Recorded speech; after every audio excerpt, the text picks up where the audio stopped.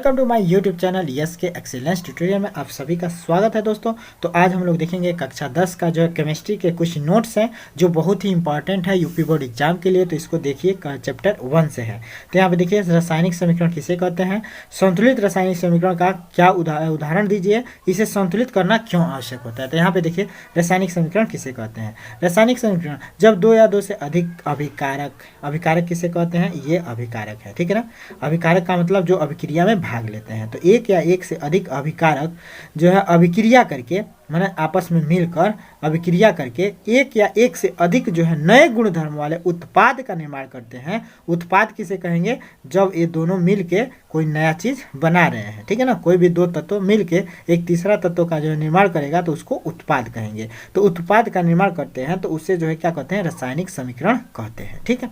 रासायनिक समीकरण का एक उदाहरण है MgO, ठीक है ना, Mg plus O2, Mg plus O2 है, मिलकर जो है क्या बनाएगा, MgO बनाएगा। इसको याद करने के लिए क्या करेंगे, Mg प्लस O2 याद रखेंगे, MgO बनाएगा। अब दो यहाँ दो कैसे आया, तो इसको जब संतुलित करेंगे, अब यहाँ पे देखिए जब इसको संतुलित करेंगे तब दो आएगा। कैसे, यहाँ पे देखिए ऑक्सीजन 2 है, ठीक है, यहाँ भी ऑक्सीजन 2 होना चाहिए। तो ऑक्सीजन को 2 करने के लिए यहाँ पे हमने जो है गुणा कर दिया इसमें, तो पूरा में गुणा करेंगे तो ये भी 2 हो जाएगा और ये भी 2 हो जाएगा, ठीक है।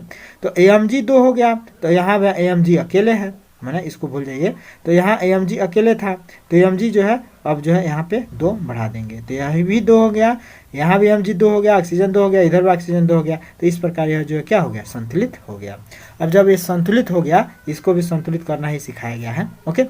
अब यहाँ पे देखिए मैंने कहने का मतलब ये है कि यहाँ पे देखिए यह जो है सादा जो है समीकरण रहेगा, Mg प्लस जो है O2 मिलेगा तो क्या बनाएगा, MgO बनाएगा, ओके।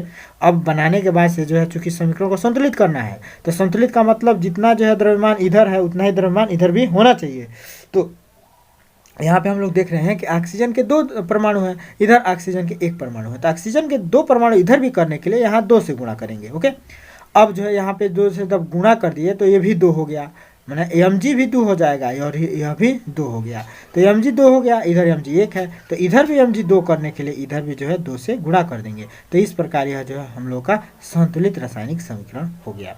अब यहाँ पे देखिए इसी में कहा गया है कि यहाँ पे क्वेश्चन में पूछा गया है कि द्रव्यमान को जो है, यहाँ पे देखिए क्वेश्चन में है कि किसी रासायनिक समीकरण को संतुलित करना जो है क्यों आवश्यक है। रासायनिक समीकरण को किसी संतुलित रासायनिक समीकरण का जो उदाहरण दीजिए, इसे संतुलित करना क्यों आवश्यक है। तो संतुलित रासायनिक समीकरण का ये उदाहरण हो गया और इसे संतुलित करना क्यों आवश्यक है। तो इसके लिए देखिए यहाँ पे है क्वेश्चन में कि द्रव्यमान संरक्षण के नियम के अनुसार द्रव्यमान अविनाशी है। द्रव्यमान क्या है, अविनाशी है, जिसका विनाश नहीं किया जा सकता है। इसलिए एक रासायनिक अभिक्रिया में अभिकारक का मतलब जो रासायनिक अभिक्रिया में भाग ले रहे हैं, ठीक है।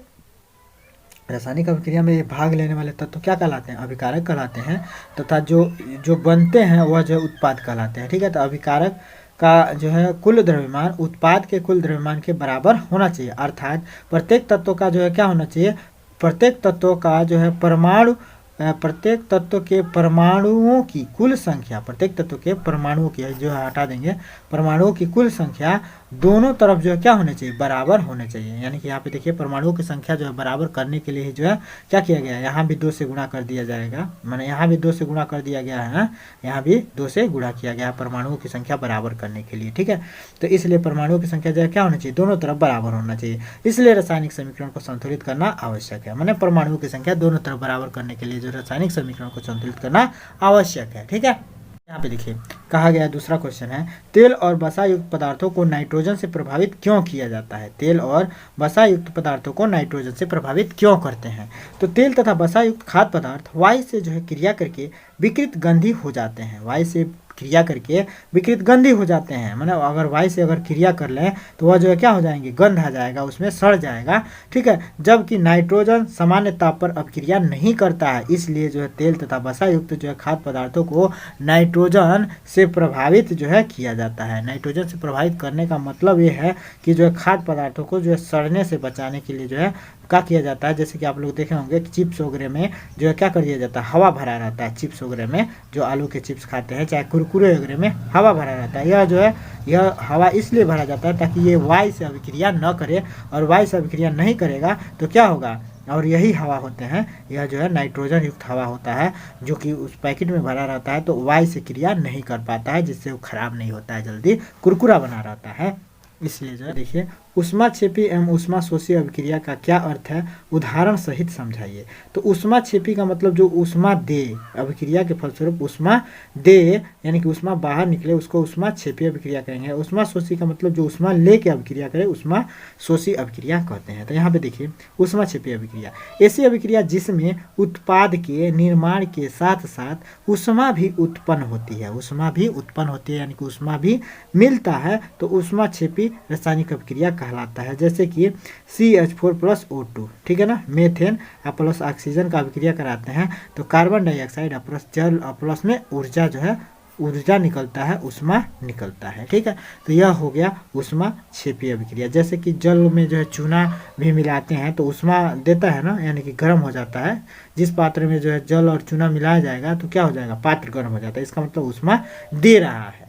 ओके, वीडियो को जो है पूरा देखिएगा क्योंकि इसमें बहुत ही इंपॉर्टेंट क्वेश्चन और पूरा चैप्टर जो है इसमें कवर किया गया है, ठीक है ना। तो ये आज का वीडियो देखने का मतलब पूरा चैप्टर तैयार, रिवीजन, ठीक है। अब ऊष्माशोषी अभिक्रिया क्या है, तो ऐसी अभिक्रिया जिसमें अभिकारकों को तोड़ने के लिए ऊर्जा की आवश्यकता होती है उसे ऊष्माशोषी अभिक्रिया कहते हैं। यानी कि ऊष्मा ले के जो है अभिकारक टूटता है। देखिए ये जो है सिल्वर ब्रोमाइड है, तो सिल्वर ब्रोमाइड को जो है सूर्य के प्रकाश में जो है रख दिया जाता है, तो ये टूट कर जो है सिल्वर और प्लस ब्रोमाइड जो है अलग हो जाता है। सिल्वर और जो है ब्रोमीन जो है क्या होता है, अलग हो जाता है, ठीक है। तो इसलिए जो है यह ऐसी अभिक्रिया जिसको जो है ऊष्मा जो है देने पर जो है टूटती हैं, तो उसको जो है क्या कहते हैं, ऊष्माशोषी अभिक्रिया कहते हैं।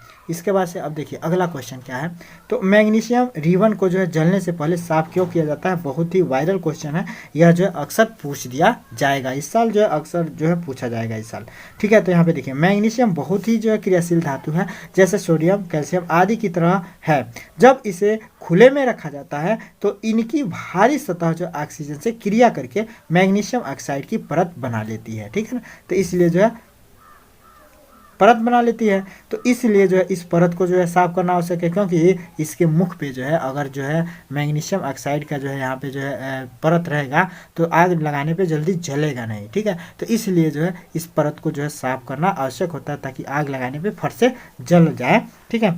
तो यहाँ पे देखिए मैग्नीशियम ऑक्साइड है, तो इसमें जो है मैग्नीशियम प्लस ऑक्सीजन मिलकर मैग्नीशियम ऑक्साइड बना रहा है। मैग्नीशियम ऑक्साइड की यह परत जो है काफ़ी जो है स्थित होती है और जो ऑक्सीजन के साथ मैग्नीशियम की पुनः जो है प्रतिक्रिया को रोक देती है। इस परत को जो हटाने के लिए जो मैग्नीशियम रिबन को रेत पर जो है रेत पेपर द्वारा जो साफ किया जाता है, ताकि जो है अंतर्निहित धातु का उपयोग प्रक्रिया करने के लिए किया जा सके इसका, ठीक है ना। सब मिला जुला के जलाने में जो है जो भी उपयोग में लाने के लिए उसको जो है यह साफ करना आवश्यक है, मैग्नीशियम रिबन, ठीक है। इसके बाद से यहाँ पे देखिए पांचवा क्वेश्चन क्या कहता है, वियोजन अभिक्रिया को संयोजन अभिक्रिया के विपरीत क्यों कहा जाता है। इस अभिक्रिया के लिए जो समीकरण लिखिए। तो वियोजन का मतलब होता है टूटना, ठीक है। जैसे कि वियोजन कहा जा रहा है, इसका मतलब होता है टूटना। अभिक्रिया वह है, वियोजन अभिक्रिया वह है जिसमें एकल अभिकारक जो है टूट कर दो या दो से अधिक उत्पाद बनाते हैं। जैसे कि एकल अभिकारक देखिए यहाँ पे देख सकते हैं आप लोग वियोजन अभिक्रिया में कि सिल्वर ब्रोमाइड है, सूर्य के प्रकाश में टूटकर जो है सिल्वर अलग हो गया, ब्रोमाइड अलग हो गया, ठीक है। तो यह जो है टूट गया, इसको वियोजन कहेंगे। जबकि संयोजन अभिक्रिया इसके बिल्कुल विपरीत है, जिसमें दो या दो से अधिक अभिकारक जो है मिलकर एकल उत्पाद बनाते हैं। जो या दो से अधिक उत्पाद मिलकर इसको जो है इसमें टूटता है, इसमें मिलते हैं। संयोजन में क्या होता है, दो या दो से अधिक उत्पाद जो है मिलकर जो है जो अलग उत्पाद का निर्माण करते हैं, ठीक है। एक अलग उत्पाद का निर्माण करते हैं, जैसे कि A+B मिलकर जो है क्या AB+ ऊर्जा बनाते हैं। जैसे कि कार्बन और ऑक्सीजन मिलकर कार्बन डाइऑक्साइड बनाते हैं, प्लस में ऊर्जा देते हैं। ऊर्जा का मतलब जो है समझ लीजिए कि कुछ ऊष्मा देते हैं, ठीक है। इसके बाद से जो आगे देखिए बहुत ही इंपॉर्टेंट जो है यह है। इसके बाद से अगला देखिए छठा क्वेश्चन है कि श्वसन को जो ऊष्माक्षेपी अभिक्रिया क्यों कहा जाता है, वर्णन कीजिए। तो सभी जीवों की कोशिकाओं में ग्लूकोज ऑक्सीजन के साथ क्रिया करता है और ऊर्जा प्रदान करता है। सभी जीवों की कोशिकाओं में ग्लूकोज ऑक्सीजन के साथ जो है क्रिया करता है और ऊर्जा प्रदान करता है। इस विशेष दहन का जो है अभिक्रिया का नाम श्वसन है। इस विशेष दहन अभिक्रिया का नाम जो है क्या है? श्वसन है, क्योंकि इस अभिक्रिया में ऊर्जा निकलती है, इसलिए श्वसन को जो ऊष्माक्षेपी अभिक्रिया कहते हैं। सब मिला जुला के जो ऊर्जा जो निकलती है वह जो है क्या होता है? गर्म होता है, और वह जो है ऊर्जा जो है क्या होती है? ऊष्माक्षेपी अभिक्रिया कहलाती है। उदाहरण के लिए जैसे ग्लूकोज जब टूटता है, ऑक्सीकृत होता है, तो जो है क्या बनाता है? कार्बन डाइऑक्साइड प्लस में जल बनाता है, प्लस में ऊर्जा निकलता है। इसके बाद से यहाँ पे देख सकते हैं कि किसी पदार्थ X के विलयन का उपयोग सफेदी करने में के लिए किया जाता है, तो पदार्थ का या X का नाम जो है बताइए तथा इसका सूत्र भी लिखिए। तो X पदार्थ कैल्शियम ऑक्साइड है तथा इसका जो है सूत्र होता है CaO। CaOS जो है CaO जो है क्या होता है? कैल्शियम ऑक्साइड होता है, जो कि जो है क्या होता है? X विलयन में जो है सफेदी का काम करने का काम कर रहा है, चुनना। उसके बाद जो है ऊपर A में लिखे पदार्थ X को जो है जल के साथ जो अभिक्रिया लिखिए। कैल्शियम ऑक्साइड का जो है बिना बुझा हुआ जल के साथ जो अभिक्रिया करके बुझे हुए चूने का निर्माण करता है। कैल्शियम ऑक्साइड जल के साथ अभिक्रिया करके क्या करता है? बुझा हुआ चूना का निर्माण करता है। यहाँ पे आप लोग देख सकते हैं कैल्शियम ऑक्साइड जल मिलके जो है कैल्शियम हाइड्रोक्साइड बना रहा है, यह जो है क्या है? तो बुझा हुआ चूना है। इसके बाद से जो है लास्ट क्वेश्चन है, ये लास्ट एक और है। तो यहाँ पे देखिए अम्ल किसे कहते हैं? तो अम्ल जो है वे पदार्थ हैं जो स्वाद में खट्टा होते हैं तथा नीले लिटमस पत्र को जो है लाल कर देते हैं। अम्ल वे पदार्थ होते हैं जो स्वाद में खट्टा होते हैं तथा नीले लिटमस पत्र को जो है लाल कर देता है, उसे जो है क्या कहते हैं?